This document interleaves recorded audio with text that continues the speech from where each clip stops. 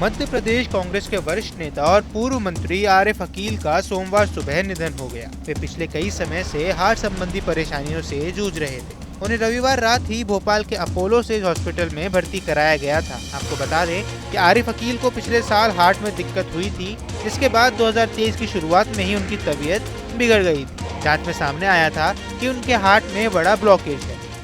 गुरुग्राम के मेंदाता में उनकी हार्ट सर्जरी भी करवाई गई थी। सर्जरी के बाद उन्होंने चुनाव नहीं लड़ा था और बेटे आतिफ को पार्टी ने भोपाल उत्तर से उम्मीदवार बनाया था।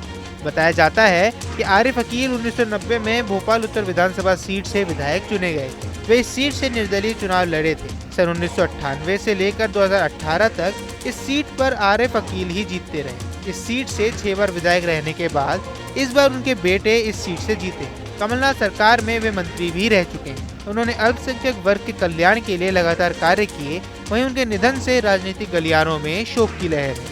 आपको बता दें कि भोपाल की उत्तर विधानसभा ऐसी सीट है जहां से एमपी के इकलौते मुस्लिम विधायक आरिफ अकील ने लगातार चुनाव जीतने का रिकॉर्ड बनाया है। 2023 के विधानसभा चुनाव में स्वास्थ्य खराब होने के चलते उन्होंने चुनाव लड़ने से इनकार कर दिया था। तब कांग्रेस ने उनके बेटे आतिफ अकील को कांग्रेस का उम्मीदवार बनाया था और आतिफ अकील ने बड़ी जीत हासिल की।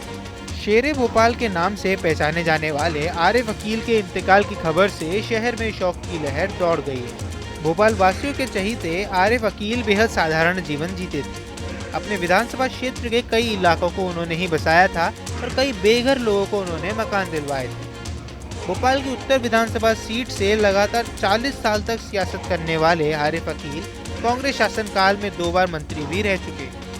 उन्होंने अल्पसंख्यक कल्याण, जेल, खाद्य जैसे महत्वपूर्ण विभागों की जिम्मेदारी संभाली है। इस दौरान उन्होंने जबरदस्त लोकप्रियता भी हासिल की।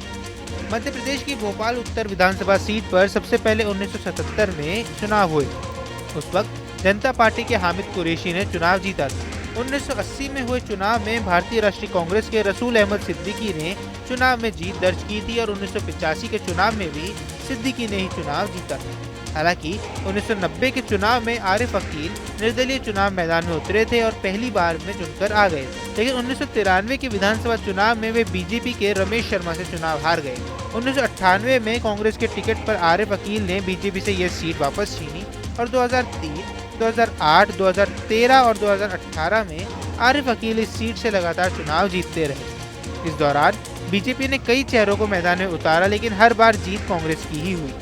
2023 के विधानसभा चुनाव में आरिफ अकील के उत्तराधिकारी के रूप में उनके बेटे आतिफ अली को चुनाव में उतारा गया और बीजेपी की लहर के बाद भी बीजेपी यह सीट नहीं जीत सकी। आपको हमारा ये वीडियो कैसा लगा हमें कमेंट बॉक्स पर जरूर बताएं।